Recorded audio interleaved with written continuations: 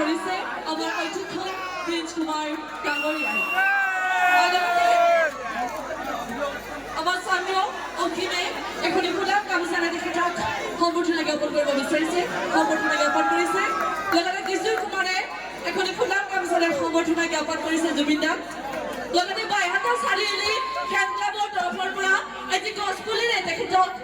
সম্বৰ্ধনা জনাব বিচাৰিছে পৰাগে এই পৰাগজ্যোতিয়ে এটি গছপুলিৰে তেখেতক সম্বৰ্ধনা জ্ঞাপন কৰিছে বাইহাটা চাৰিআলি